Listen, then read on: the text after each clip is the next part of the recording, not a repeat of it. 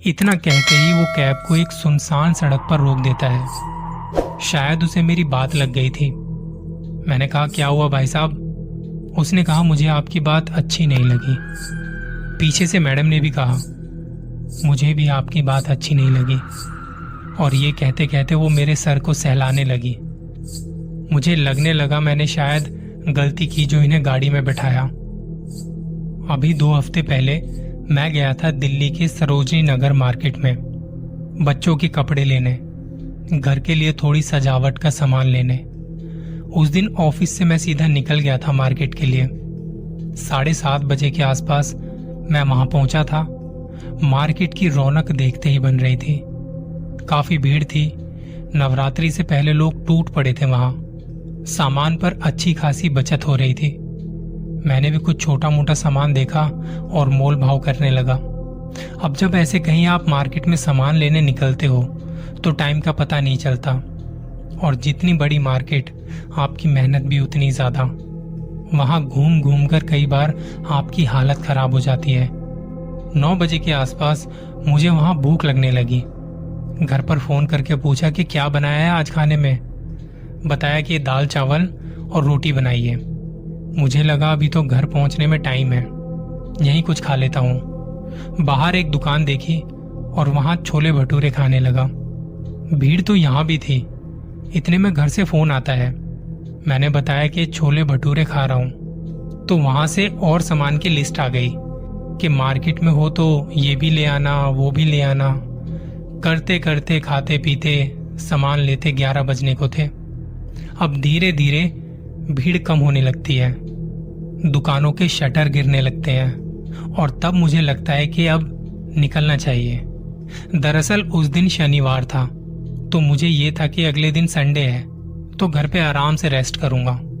एक ले दे के यही तो दिन होता है जब हम थोड़ा अपने लिए भी समय निकालते हैं, वरना तो काम काज के चक्कर में मशीनों की तरह लगे रहते हैं पूरा हफ्ता। 11 बजे जब मैंने देखा कि मार्केट बंद होने को है, तो अब बाहर से ऑटो पकड़ के सीधा घर के लिए निकलता हूँ। मार्केट से बाहर आया तो वहां रोड पर एक भी ऑटो नहीं था। दिन में तो इतने ऑटो खड़े होते हैं कि एक को रुकने का इशारा करो तो 5 रुकते हैं। मुझे ये था कि सामान भी है तो करूं तो क्या करूं। फोन की बैटरी भी खत्म होने को थी। मैंने फिर भी एक ऑटो बुक किया। 6 मिनट का समय दिखा रहा था। मुझे लगा कि इंतजार करते हैं, बस फोन की बैटरी साथ दे दे। मैं जहां खड़ा था वहां कोई नजर नहीं आ रहा था। दाएं बाएं देख रहा था। पार्किंग खाली हो चुकी थी, सड़कें खाली, और अब धीरे धीरे वहां सन्नाटा छाने लगा। 11:15 बजे मुझे एक फोन आता है। भाई साहब, कहाँ खड़े हो आप? मैं लोकेशन पर पहुंच गया हूं। मैंने कहा, मुझे तो यहाँ कोई नहीं दिखाई दे रहा। ऑटो वाला कहता है, मैं तो आपकी बताई लोकेशन पर ही खड़ा हूं, यहाँ तो कोई नहीं है। मैंने फिर से दाएं बाएं देखा तो वहां कोई ऑटो वाला नहीं था। उसने कहा, भाई साहब आप ऐसा करो, बुकिंग कैंसिल कर दो। मैंने कहा, क्यों कर दूं? मुझे तो जरूरत थी, और गलती आपकी है। आप गलत लोकेशन पर पहुंच गए हो और उल्टा मुझसे बहस कर रहे हो। दरअसल बुकिंग कैंसिल करने पर ऑटो वाले के पैसे कट रहे थे, और यहां से मैंने कैंसिल की तो मुझ पे पेनल्टी लगेगी। और इतने में फोन कट गया। मैंने देखा कि कहीं बैटरी तो खत्म नहीं हो गई। बैटरी तो अभी उसमें 10% दिखा रहा था। इतने में देखा कि बुकिंग कैंसिल हो चुकी है। वो देख के मुझे और भी गुस्सा आने लगा। अब क्या करूं? मैं देख रहा हूं कि कोई मदद मिल जाए या ऑटो टैक्सी कुछ। थोड़ी देर में वहां एक कैब आती है। मैं सड़क के इस तरफ खड़ा हूं, वो सड़क के दूसरी तरफ। मैं उसकी तरफ जाने को होता हूं। इतने में वो कैब को मेरी तरफ मोड़ के लाता है। ड्राइवर पूछता है कि आपने कैब बुक की है? मैंने कहा हाँ। उसे घर का एड्रेस बताया और OTP। ड्राइवर ने बताया कि ऑटो वाले ने बुकिंग कैंसिल की थी, तो मेरे पास आपकी बुकिंग आ गई। मैंने उसे थैंक यू कहा और 11:30 बजे तक हम निकल पड़े थे घर के लिए। मुझे जाना था पालम, और अभी टाइम दिखा रहा था कि आधा घंटा तो लग जाएगा, मतलब 12 तो बज ही जाएंगे। मैं आगे की सीट पर बैठ गया था, पीछे सामान रख दिया। कैब में गाने चल रहे थे। बीच बीच में FM पर कोई बढ़िया गाना आ जाता तो बात ही क्या। कैब वाला मुझे भला इंसान लग रहा था। उससे बात करनी शुरू की। कहाँ रहते हो भाई साहब? मैं मयूर विहार से हूँ। अच्छा, तो रात को कैब चलाते हो आप? जी भाई साहब, कभी कभी दिन में भी चलाता हूँ। वो रात को थोड़े पैसे ज़्यादा बन जाते हैं ना। घर में और कौन कौन है? मेरी बीवी और एक बेटी।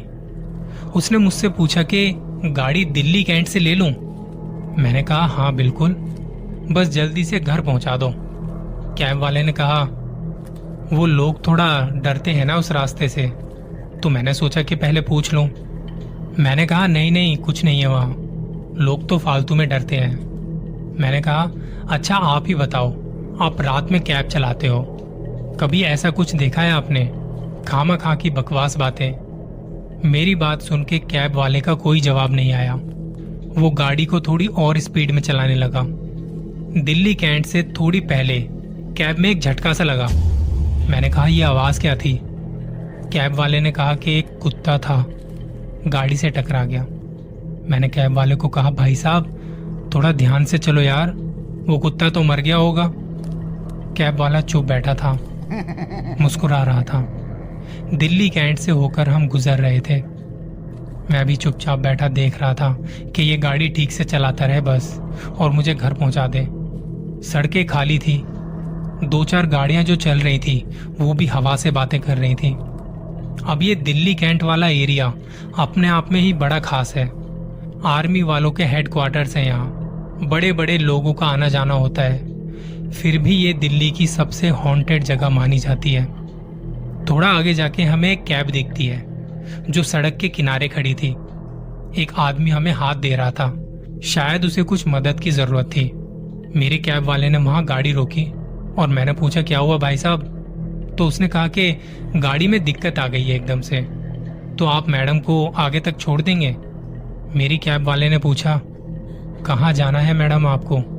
तो इतने में मैडम बाहर आके कहती है पालम चलेंगे? मैंने कहा हाँ मैं भी वहीं जा रहा हूँ, आप पीछे बैठ जाइए। मैडम थैंक यू बोलते हुए पिछली सीट पर बैठ गई और हम चल पड़े। मैंने पूछा आप पालम में कहाँ रहती हैं? उनका कोई जवाब नहीं आया। मैंने फिर कहा मैं भी पालम से हूँ, आप कहाँ रहती हैं वहाँ? फिर कोई जवाब नहीं। 12 बजने को थे, अभी भी थोड़ा समय था घर पहुँचने में। ड्राइवर ने कहा जब मैडम बताना ही नहीं चाह रही तो आप बार बार क्यों पूछ रहे हो? मैंने कहा भाई तुम्हें क्या परेशानी है, तुम आराम से गाड़ी चलाओ ना। इतना कहते ही वो कैब को एक सुनसान सड़क पर रोक देता है। शायद उसे मेरी बात लग गई थी। मैंने कहा क्या हुआ भाई साहब? उसने कहा मुझे आपकी बात अच्छी नहीं लगी। पीछे से मैडम ने भी कहा मुझे भी आपकी बात अच्छी नहीं लगी। और ये कहते कहते वो मेरे सर को सहलाने लगी। मुझे लगने लगा मैंने शायद गलती की जो इन्हें गाड़ी में बैठाया। वो दोनों चुपचाप बैठे हुए थे। मैंने गाड़ी का दरवाजा खोलने की कोशिश की पर वो नहीं खुला। अब कैब वाला और वो औरत हंसने लगे। मैं कांपते कांपते उनके सामने हाथ जोड़ने लगा। वो हंसे जा रहे थे। मैं तो इस कैब वाले को भला इंसान समझ रहा था और इतने में वो औरत घुर्राने लगी। मैं बुरी तरह से फंस चुका था।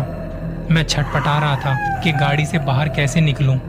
इतने में पेट्रोलिंग करने वाले पुलिस वालों की गाड़ी वहां से गुजरी और आगे जाके उन्होंने अपनी गाड़ी रोकी। वो कैब की तरफ आए। वो इशारा कर रहे थे शीशा नीचे करो, पर मैं हिल तक नहीं पा रहा था। बाहर से पुलिस वालों ने कोशिश की और गाड़ी का दरवाजा अपने आप खुला। मैं जल्दी से गाड़ी के बाहर आया और वो कहने लगे कि सुनसान रोड पर कैब क्यों रोकी हुई है? मैंने कहा वो उन्होंने रोक दी थी। वो कहते किसने रोक दी थी? वही जो गाड़ी में मेरे साथ बैठे थे। उन्होंने कहा कि गाड़ी में आपके अलावा कोई नहीं था। मैंने झट से कैब में देखा तो सच में उस गाड़ी में कोई नहीं था, ना आगे ना पीछे, ना कोई आदमी ना कोई औरत। मेरा सामान पीछे पड़ा था। पुलिस वालों को लगा कि मैंने शायद पी रखी थी, पर उन्होंने मुझसे बड़े प्यार से बात की क्योंकि मैं पहले ही डरा हुआ सा था। उन्होंने पूछा कहाँ रहते हो? मैंने बताया पालम। मुझसे कहा कि अपने फोन से एक बार अपने घर पे बात करवाओ। मैंने अपने कांपते हुए हाथों से जेब से फोन निकाला तो उसकी बैटरी खत्म हो चुकी थी। कहा कि हम छोड़ दें आपको? मैं डरा हुआ था और कह रहा था कि हाँ हाँ, मुझे घर छोड़ दो आप लोग। वो मुझे अपनी गाड़ी से मेरे घर तक छोड़ने आए। सामान भी मेरे पास था। मैंने उनका धन्यवाद किया और घर में चला गया। उन्होंने जाते जाते कहा कि आपने पी तो नहीं रखी थी ना? मैंने गर्दन हिला के ना में जवाब दिया। घर जाके मैंने सामान एक तरफ रखा और डरा सहमा सा रोने लगा। मैं बस यही सोच रहा था, उन पुलिस वालों को वहां कोई दिखाई नहीं दिया, जबकि मेरे साथ एक ड्राइवर था जो सरोजनी नगर से मेरे साथ था, और वो मैडम जिन्हें थोड़ी देर पहले अपनी गाड़ी में बिठाया था, वो उस हादसे से पहले मैं इन सब चीजों को बकवास मानता था। मैं समझता था कि ऐसा कुछ नहीं होता, सब खामा-खा की अफवाहें फैलाई हुई हैं दिल्ली कैंट के बारे में। पर वहां जो हुआ वो क्या था? बताइए, आपके पास है कोई जवाब?